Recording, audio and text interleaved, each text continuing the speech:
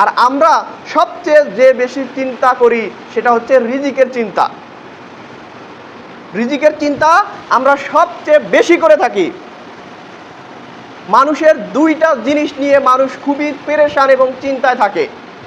একটা হচ্ছে সে কি খাবে, এটা নিয়ে সে চিন্তায় থাকে, এবং সে আগামীকালের জন্য কি পুঁজি সংগ্রহ করবে এটা নিয়ে মানুষ টেনশনে থাকে বা চিন্তায় থাকে। আরও সহজ ভাষায় যদি আপনাকে বলি যে আপনি রিজিক নিয়ে টেনশন করেন, যে কি খাবেন আগামীকাল, কিভাবে আপনি টাকা রোজগার করবেন, এই চিন্তা, এই চেতনা সবার মাঝে রয়েছে।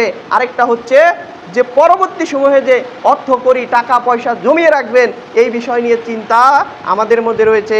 অথচ আল্লাহ সুবহানাহু ওয়া তাআলার উপরে, রাসূল সাল্লাল্লাহু আলাইহি ওয়াসাল্লামের কথা অনুযায়ী আল্লাহর উপরে যদি আমরা ইয়াকিন আনি, বিশ্বাস আনি, যথাযথ বিশ্বাস যদি আমরা করতে পারি, তাহলে আমাদের রিজিক নিয়ে টেনশন করতে হবে না।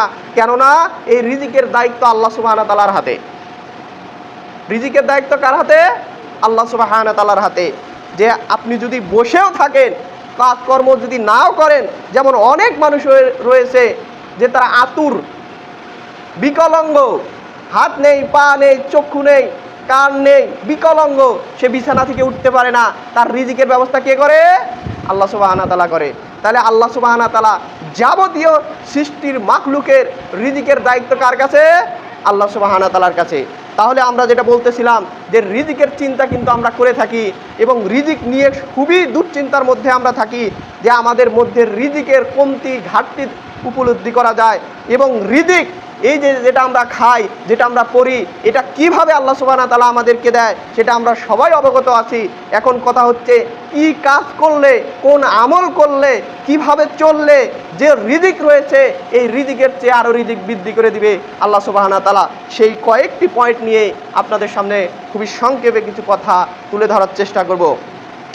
সর্বপ্রথম যেটা বলবো যে রিজিক ওই মাধ্যমেই বাড়ে যেটা হচ্ছে আকিমুস সালাত, নামাজ কায়েমের মাধ্যমে, নামাজ পড়ার মাধ্যমে, নামাজ প্রতিষ্ঠিত করার মাধ্যমে।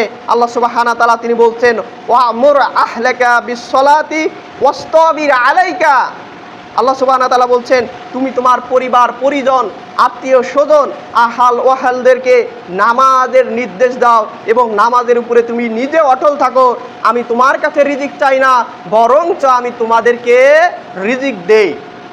তাহলে উক্ত আয়াতে আল্লাহ সুবহানাহু ওয়া তাআলা কি বলার চেষ্টা করলেন? তোমরা নামাজের উপরে কি থাকো? প্রতিষ্ঠিত থাকে, কায়েম থাকো। আমি তোমাদেরকে রিজিক দেই, আমি তোমাদের থেকে রিজিক চাই না, বরঞ্চ আমি তোমাদেরকে কি দেই? রিজিক দেই। তোমার পরিবার পরিজনকে নামাজের নির্দেশ দাও, আল্লাহ সুবহানাহু ওয়া তাআলা তোমাকে রিজিক দিয়ে দিবেন।